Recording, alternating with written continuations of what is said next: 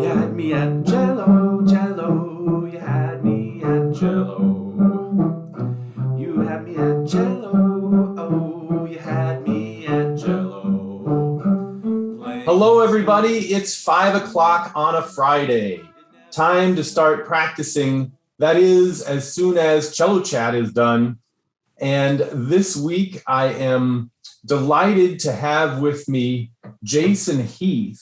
But I don't want to forget our sponsor this week is White House of Music, with 5 locations now, whitehouseofmusic.com, a wonderful music store. Please check them out. Thank you, White House of Music. So, Jason Heath, it's always a pleasure talking with you. How are you doing? I'm doing great, Benjamin. It's great to see you. We've known each other for, I think it's been around 20 years almost at this point. So it's been great to work with you back when I was adjunct at the University of Wisconsin-Whitewater, and then to just follow along with all your activities, writing, your work with ASTA, and now this new. I'm honored to be a non-cellist on Cello Chat. So it's just great to see you, and always a pleasure to connect with you. Excellent. Outstanding. Yes, you are I long had designated you in my mind as the first person outside of the specific, realm of cello players. And for a variety of reasons that the viewers will see as the interview unfolds. But can you introduce yourself and tell about your musical background?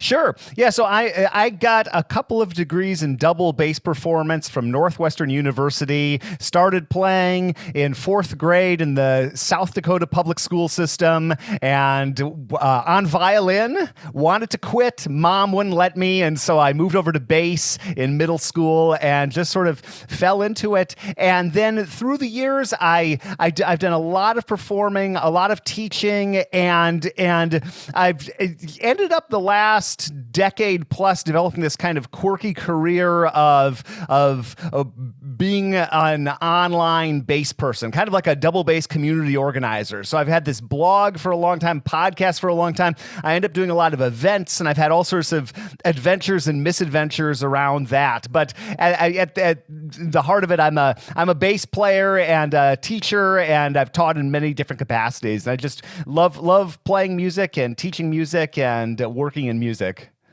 Terrific. Outstanding. Now, I want to first talk a little bit about why I wanted you to talk to cellists about bass playing. There are, from my perspective, I'm trying to always encourage cello players to at least learn a little bit of bass. And to me, it's really amazing the things that we can get in the plus column from spending some time with the bass. There's, from a physical standpoint, the getting used to playing the large strings can then suddenly make our C string feel like an A string. You have to be connected to the laws of physics that those big, massive strings are beholden to. Kind of this attunement with it, and then the bass repertoire is, it's like the entire pedagogy of bass is so broad, it's staggering. So I just wonder if you want to talk a little bit about your perspective, because you're not just a bass player, you also do conducting, for example. So I know you are able to put yourself in the shoes of other instrumentalists, but what do you see as being some of the merits of playing bass?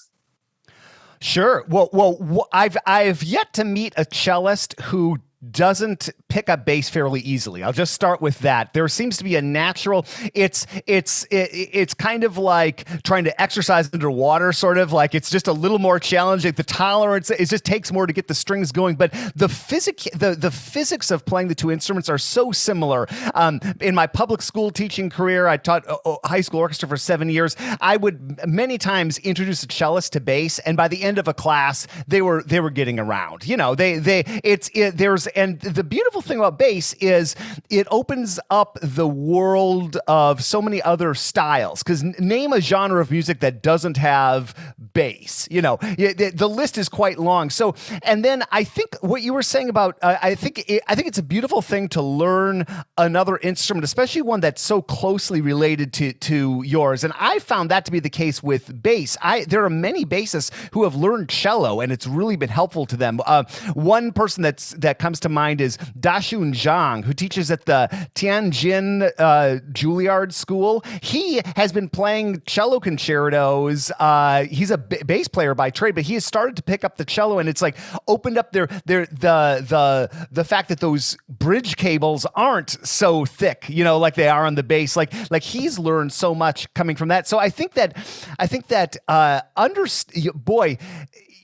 learning how to get those bass strings moving, if you can figure out that, it's just going to bring so much more maybe sophistication or elegance to your playing. The bass, I don't know if I can phrase this exactly right, but bass is the one string instrument that just like getting the string to speak correctly and getting the fundamental, that's like a major feat. I have to spend a bit of every day just learning how to get the bass string moving again and getting my rosin dialed in. And you know, when you start somebody on cello or violin or whatever, the non-bass bowed instruments, you know, it might not be the greatest sound. There might be some scratching, there might be some, but just getting the string to ring and the fundamental to ring is just a much easier prospect. So, and then what you were saying about just strength as well, like it's incredible what goes into getting the left hand to work effectively on the bass, and the fact that you've only got a whole step in the lower positions between 1 and 4. You know,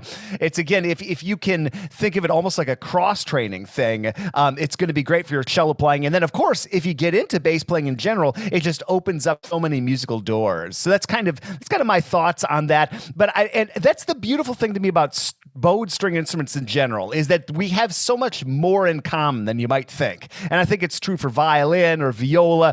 They're certainly held quite differently than cello or bass, but once you understand the physics of the string instrument and the bowing and all of that, I think we can move around the instruments much more readily than some might think. Excellent. Outstanding. Perfect. All right. So the running theme for this Cello Chat interviews that I've been doing has been inspiration or motivation. Because, I mean, we all have those good days when we totally want to sit down and we know what we want to accomplish. But then there are those days where, oh, I don't know, do I really want to get the instrument out? And you have always been such a extremely high energy, motivated person. I mean, palpably passionate about music. So I know, like with your own students, what do you do to convey that sort of enthusiasm to where you're just always fired up about, hey, I get to do music again today? Yeah, well, to me, what energizes me is seeing what's going on in the world, what others are doing, and learning. And I think that the periods of time in my life when I would just lock myself up in the practice room and not pay any attention to anything except the music on the stand, and just, you know, those were my least inspired times. And I found that to be true. I haven't done a scientific study, but if I look back at those colleagues of mine, those students of mine at Northwestern, and I look at the people that just lock themselves in the practice room 4 or 5 hours a day, a lot of those people, I haven't really heard about them, in recent decades. But the people that did go see the Chicago Symphony and did go to recitals and did play on other people's recitals, and probably now in a more, the internet age we live in now, people that were probably like absorbing information and watching tutorials and that sort of thing. Those are the people that I've seen go on to do things. And I just find I get inspired when I go see a concert. I get inspired when I see what somebody else is doing with what I do. I get inspired talking to another musician and learning about how they think or what they're working on. And then I go to the bass and I think, yeah, I want to try that. Or when I was conducting much more regularly, I would go see some concerts and I think, oh yeah, I want to try that repertoire with my group, but my violists maybe aren't quite there yet. So I'm going to do some arranging of that. And so just seeing what other people are doing and what they're exploring is really what fires me up. And if I'm not feeling motivated, it's usually because I've been a little bit too inwardly focused and not really checking out what else is going on in the world. Interesting. Yeah, I love that too. Well, I have to, it just brings to mind one of my most memorable performances to witness was when you auditioned in 2002 on the piece Failing. That just left our jaws just in our laps. It was such an incredibly inspired interpretation of that piece and so naturally done. You just totally made it your own. Have you gotten to play that piece a number of times since? I have, and what Dr. Whitcomb's bringing up is this wonderful piece by a composer named Tom Johnson that is actually, I think it's a great piece of music. It is a minimalist piece with bass and dialogue, and the whole dialogue is how you're not going to be able to play the piece. And it really is, all his other music is traditionally minimalist. He has this clarinet piece that's just these same riffs going on.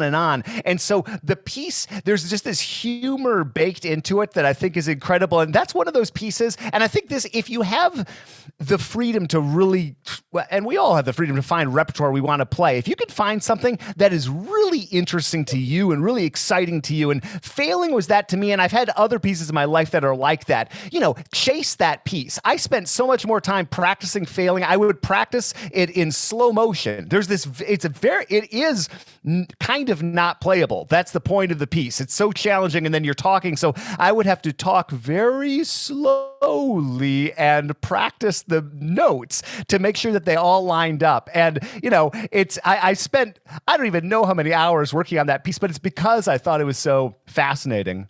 Wow. Yeah, that's awesome. All right.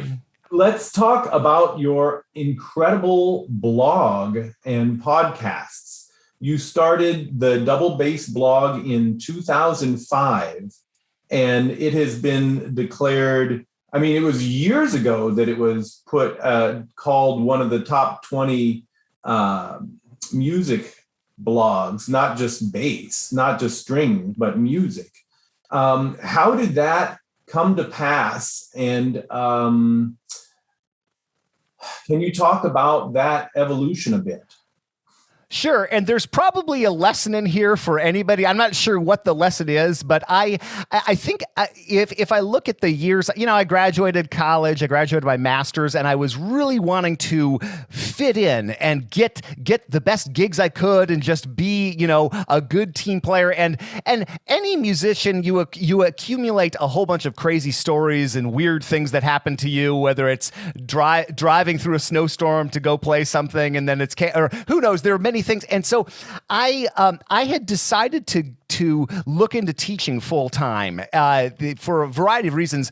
And I decided, okay, I'm probably not going to play so much more bass. I have all these stories that let me just start telling them publicly. And I sort of was thinking I was going to set fire to my bass career. I thought I'm not going to get any more gigs anyway. I'm going to go do this other thing. So let me just tell stories, and kind of ironically, or whatever the term is, by telling all these crazy stories and not really caring what other people think, I actually, a few years later, later, I was getting better gigs. I got hired at DePaul University in Chicago to teach bass. If I hadn't told all my crazy gig stories, I probably wouldn't have gotten that. I was not intending for that to help my career at all. I was just sort of like having fun and kind of like playing failing, trying to, doing something that I thought was interesting. But if I just look objectively, a few years down the road, all of a sudden I was playing better things. I think it's because all of a sudden I seemed a little more interesting. And that was never my intent, but I think sometimes just like pursuing what you think is fascinating and not worrying so much about what that's going to do for your career or what people are going to think about you,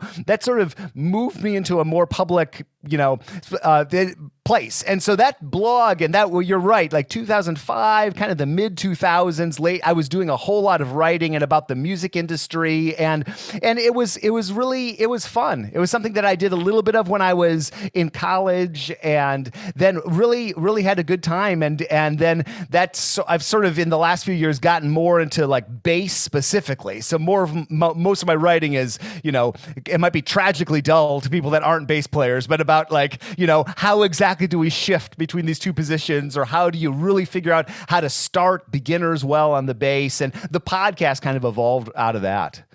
Nice. Well, I got to warn the viewer, when you first go to the Double Bass blog, you better have some time. To me, it's far more addictive than cat videos to read your stories of, the car exploding. And I mean, there are just some, it's neat because there's, if people go in and they're wanting to learn something specific about bass playing, why, that's great. And if they just want to hear some interesting anecdotes, why, then there's tons of those too. It's a great blog.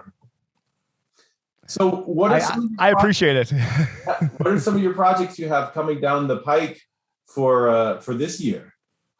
Well, I've the last decade or so, I always seem to have a few projects on various burners. And so one thing I've been working on the last couple of years are these bass courses with a company called Discover Double Bass. And I had a course come out in 2020, and I have another course coming out. It's probably going to be the very beginning of 2022, end of this year, beginning of next year, called Beyond Beginner. And this has been a really cool course. The first one was just like, I don't know anything about bass, but I want to learn. And that was a really cool opportunity to just think about, like, how would I want to teach someone from the very for picking up the instrument to getting around. And that's actually kind of a big responsibility to set that in stone, to actually commit it and get all these videos filmed. So this next course is, I'm really jazzed about. It's okay, I've got a couple years under my belt. I can get around. What's next? And we commissioned, how many did we end up commissioning? I think 6 pieces by composers known in the bass world. And we asked them, write a piece for someone that's played a couple years. So don't go, don't have 16th notes in D flat major running all over the bass, please. But you compose the way you compose, use your voice. And I'm so happy with what these composers have brought to the table. So we've got it done. I'm going to film a couple additional courses in a few weeks here in Nashville, and then that's coming out. And I'm really happy about that. That is just like that's been a long time coming, and it's been really fun. So that's something. And then ever since the pandemic hit and travel slowed down, I just committed to trying to do one YouTube video every week. And that's becoming a little more challenging as life picks up momentum and I'm on the road more, but I think I can keep it going. And that has been a fun, I think no matter what you do in life, just kind of like committing to some sort of schedule, whether it's practicing, like I'm just going to play 30 minutes every day. I don't care. I'm going to do it 20 to 30 minutes, whatever. I've tried to just be good about that with various projects in my life. And so right now I'm just going to make a video every week. It could be 30 seconds, if I only have that amount of time. Or I'm just going to practice 5 days a week. It's just going to happen. Doesn't matter if it's 5 minutes one day. I think that, so that's the other kind of persistent project that I've had going on. This is all such wonderful advice. Exactly the sort of inspiration that I knew you would provide. So I'm excited for the viewers getting to meet you and your approach, your unique attitude and approach, and hopefully go and see how they can make that idea work for them, resonate with them. Mm-hmm. Mm-hmm. All right. Well, Jason, thank you so much. This has been a real treat talking with you, as I knew it would be. It always is. Well, I appreciate. I'm honored that you would think of me, and thanks for doing everything you do, but doing this new venture as well. And I just think it's you have a super interesting career that has evolved. It's been fun to follow along with that too. And so, anytime we get a chance to connect is a real pleasure. So, thanks again for the invite. Outstanding. All right, and thanks again to our sponsors, White House of Music. And my guest next week will be Jeffrey Solo. So won't want to miss that. And in the meantime, everybody, happy practicing.